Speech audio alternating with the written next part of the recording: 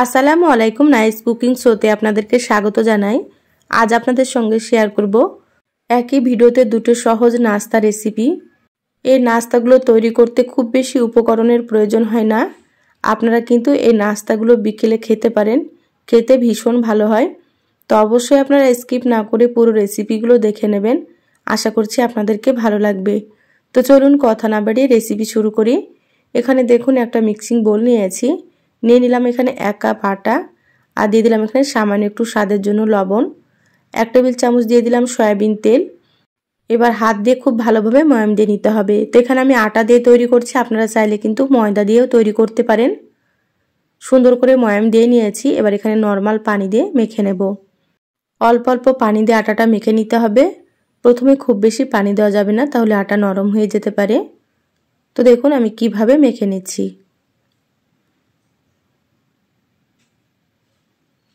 দেখুন খুব বেশি নরম হবে না বা খুব বেশি শক্তও হবে না।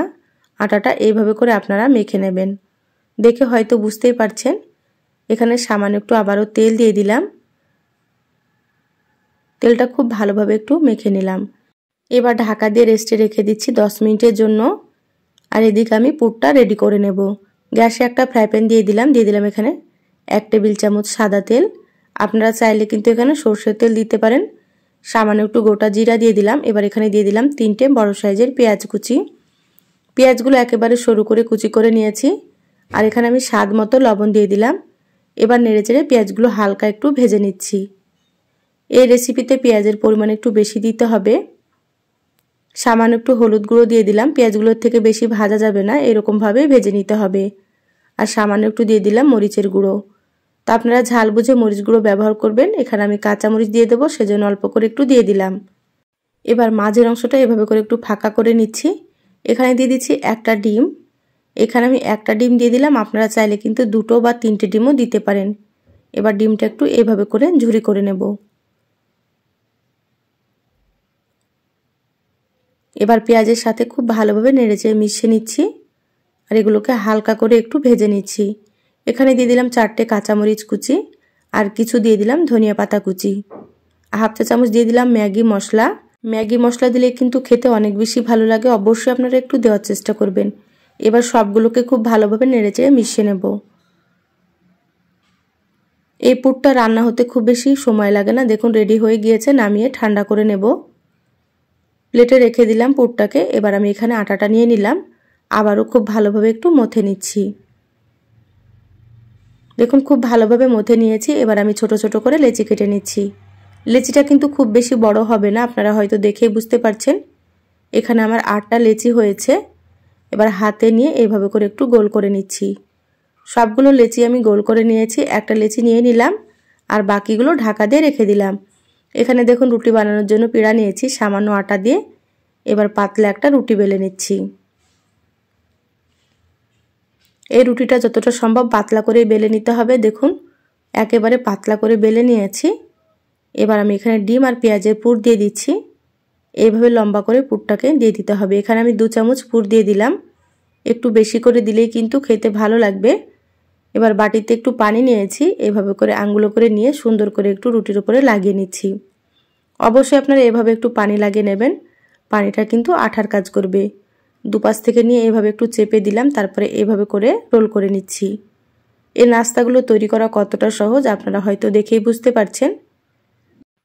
দেখুন এই নাস্তাটা তৈরি করা হয়ে গিয়েছে। এভাবে করে একটু চেপে দিতে হবে, তাহলে কিন্তু ভাজার সময় আর খুলে যাবে না।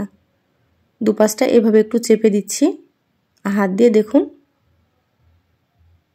এটা তৈরি হয়ে গিয়েছে। বাকি সবগুলো একইভাবে আমি রেডি করে নেব, তারপরে আপনাদেরকে দেখাচ্ছি। দেখুন সবগুলো রেডি করে নিয়েছি। এবার এগুলোকে ভেজে নিতে হবে।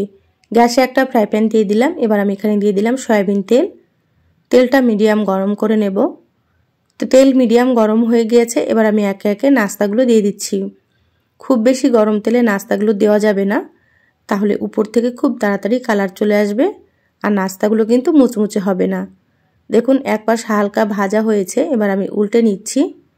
গ্যাসের আঁচ মিডিয়ামে রেখে নাস্তাগুলো উল্টে পাল্টে সুন্দর একটা কালার করে ভেজে নিতে হবে।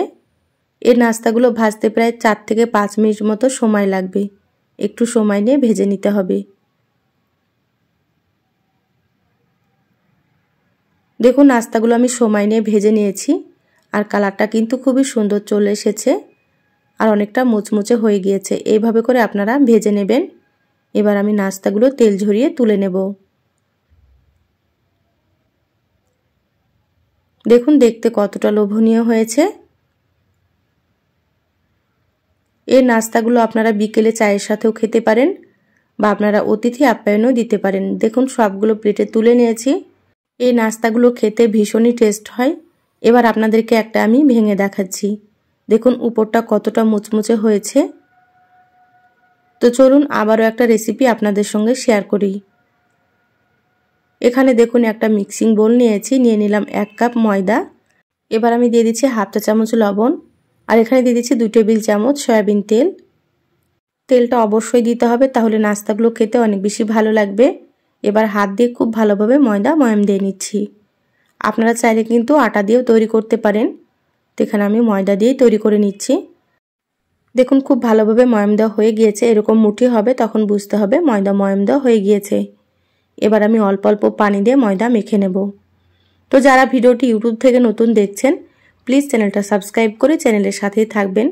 যারা ফেসবুক পেজ থেকে ভিডিওটি দেখছেন প্লিজ একটা লাইক দিয়ে পেজটা ফলো করে রাখবেন পরবর্তী ভিডিও নোটিফিকেশান পাওয়ার জন্য। দেখুন সুন্দর করে ময়দা মেখে নিয়েছি, এইভাবে করে মেখে নিতে হবে। এবার আমি ঢাকা দিয়ে রেখে দিলাম। এবার আমি ভেতরের পুরটা রেডি করে নেব। গ্যাসে একটা ফ্রাই প্যান দিয়ে দিলাম এখানে 1 টেবিল চামচ সরষের তেল, হাফ চা চামচ দিয়ে দিলাম গোটা জিরা। এবার একটু নেড়েচেড়ে ভেজে নিচ্ছি। এখানে দিয়ে দিলাম বড় সাইজের একটা পেঁয়াজ কুচি, পেঁয়াজটা একেবারে ছোট ছোট করে কুচি করে নিয়েছি। দিয়ে দিলাম 4টে কাঁচামরিচ কুচি। এবার হালকা একটু ভেজে নেব। পেঁয়াজ আর কাঁচামরিচগুলো খুব বেশি ভাজা যাবে না, হালকা করে ভেজে নিতে হবে। ভাজা হয়ে গিয়েছে। এবার এখানে দিয়ে দিলাম স্বাদ মতো লবণ, সামান্য একটু দিয়ে দিচ্ছি হলুদ গুঁড়ো আর একটু দিয়ে দিলাম জিরা গুঁড়ো। এখানে কিন্তু খুব বেশি মশলা লাগবে না, অল্প একটু দিয়ে দিতে হবে। এবার নেড়েচেড়ে খুব ভালোভাবে মশলাটা মিশিয়ে নিলাম। এবার এখানে দিয়ে দিচ্ছি বড় সাইজের 2টো আলু সেদ্ধ করে নিয়েছিলাম আর গরম থাকতে আলুগুলো একটু ম্যাশ করে নিয়েছি। এবার আমি খুব ভালোভাবে নেড়েচেড়ে মশলার সাথে মিশিয়ে নিচ্ছি। আলুগুলো আপনারা সেদ্ধ করে গরম থাকতে একটু ম্যাশ করে নেবেন। আর আলুগুলো কিন্তু একেবারে পুরোপুরি ম্যাশ করে নিয়ে হালকা একটু গোটা গোটা আছে, এইভাবে করলে কিন্তু খেতে বেশি ভালো লাগবে। এবার এখানে দিয়ে দিলাম কিছুটা পরিমাণে ধনিয়া পাতা কুচি আর অল্প একটু দিয়ে দিলাম চাট মশলা। চাট মশলা দিলে কিন্তু খেতে অনেক বেশি ভালো লাগে। চাট মশলার পরিবর্তে আপনারা এখানে ম্যাগি মশলা দিতে পারেন, ম্যাগি মশলা দিলে কিন্তু খেতে ভালো লাগবে। দেখুন নেড়েচেড়ে মিশিয়ে নিয়েছি, নামিয়ে ঠান্ডা করে নেব। আলুর পুরটাকে সাইডে রেখে দিলাম। এবার এখানে ময়দা নিয়ে নিয়েছি, আবারও খুব ভালোভাবে একটু মথে নিচ্ছি। দেখুন ময়দাটা অনেকটাই সফট হয়ে গিয়েছে। এবার আমি ছোট ছোট করে লেচি কেটে নিচ্ছি। আমার চ্যানেলে আরও অনেক নাস্তা রেসিপি আছে, চাইলে আপনারা দেখে নিতে পারেন। আমি সবসময় সহজ রেসিপিগুলো আপনাদের সঙ্গে শেয়ার করি, খেতে ভীষণই ভালো হয়। আপনারা একবার তৈরি করে খেয়ে আমাকে কমেন্ট করে জানাবেন আপনাদেরকে কেমন লেগেছে। এবার একটা একটা করে লেচি নিয়ে এভাবে হাতে একটু গোল করে নিচ্ছি। সবগুলো গোল করে নিয়েছি, সাইডে ঢাকা দিয়ে রেখে দিলাম। একটা নিয়ে এবার আমি রুটি বেলে নেব। এখানে সামান্য ময়দা দিয়ে দিলাম। এভাবে আপনারা অল্প একটু ময়দা দিয়ে বেলে নেবেন, দেখবেন সুন্দর মতো বেলা হবে। এই রুটিটা খুব বেশি পাতলাও হবে না বা খুব বেশি মোটাও হবে না, একেবারে মিডিয়াম করে বেলে নিতে হবে। দেখুন এইভাবে বেলে নিয়েছি। এবার আমি এখানে আলুর পুর দিয়ে দিচ্ছি। এইভাবে রুটির মাঝখানে আমি আলুর পুরটা দিয়ে দিচ্ছি আর একটু বেশি করে দিয়ে দেব, তাহলে খেতে অনেক বেশি ভালো লাগবে। এখানে আমি 3 চামচ মতো দিয়ে দিলাম। আলুর পুরটা দিয়ে এভাবে একটু চৌকো করে নিচ্ছি, মানে নাস্তাগুলো আমি চৌকো শেপে তৈরি করব। হাতে একটু পানি নিয়ে এইভাবে সাইডে লাগিয়ে নিচ্ছি রুটির। এই পানিটা অবশ্যই দিতে হবে, পানিটা কিন্তু আঠার কাজ করবে। দেখুন এক পাশ থেকে নিয়ে এইভাবে একটু চেপে দিচ্ছি, আবারও এ পাশ থেকে নিয়ে সুন্দর করে একটু চেপে দেব। এইভাবে চেপে দিলে কিন্তু ভাজার সময় নাস্তাগুলো খুলে যাবে না। আবারও এইভাবে একটু পানি দিয়ে দিচ্ছি, অবশ্যই এভাবে আপনারা একটু পানি দিয়ে দেবেন। এই পাশ থেকে নিয়ে আবারও এইভাবে দিয়ে দিলাম, এই পাশটা আবারও একটু এইভাবে করে দিয়ে দেব। দেখুন কত সুন্দর তৈরি হয়েছে নাস্তাটা, আর কতটা সহজ আপনারা হয়তো দেখেই বুঝে গেছেন। হালকা হাতে এভাবে একটু চেপে দিতে হবে। এটা রেডি হয়ে গিয়েছে, বাকি সবগুলো একইভাবে রেডি করে নেব।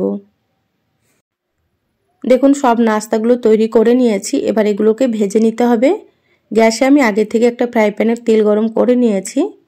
তেলটা কিন্তু হালকা গরম করতে হবে, খুব বেশি গরম করা যাবে না। এবার আমি নাস্তাগুলো একে একে দিয়ে দিচ্ছি। তো এখানে আমি প্রথমে 4টে নাস্তা দিয়ে দিলাম। এভাবে করে চামচ দিয়ে উপর দিয়ে একটু তেল দিয়ে দিচ্ছি, তাহলে উপরটাও সুন্দর মতো একটু ভাজা হবে। আর গ্যাসের আঁচ মিডিয়ামে রেখে নাস্তাগুলো একটু ভেজে নিচ্ছি। হাই হিটে ভাজা যাবে না, তাহলে উপর থেকে খুব তাড়াতাড়ি কালার চলে আসবে আর নাস্তাগুলো মুচমুচে হবে না। সেজন্য একটু সময় নিয়ে ভেজে নিতে হবে। আবার এই পাশটা সুন্দর মতো ভাজা হয়েছে, এবার আমি উল্টে নিচ্ছি। এভাবে করে আপনারা একটু সময় নিয়ে ভেজে নেবেন। এই নাস্তাগুলো ভাজতে প্রায় 6 থেকে 7 মিনিট মতো সময় লাগবে। সুন্দর কালার চলে এসেছে, নাস্তাগুলো ভাজাও হয়ে গিয়েছে। এবার আমি তেল ঝরিয়ে তুলে নিচ্ছি। এভাবে করে আমি টিস্যু পেপারের উপর রেখে দেবো, তাহলে এক্সট্রা তেলটা সোপ করে নেবে।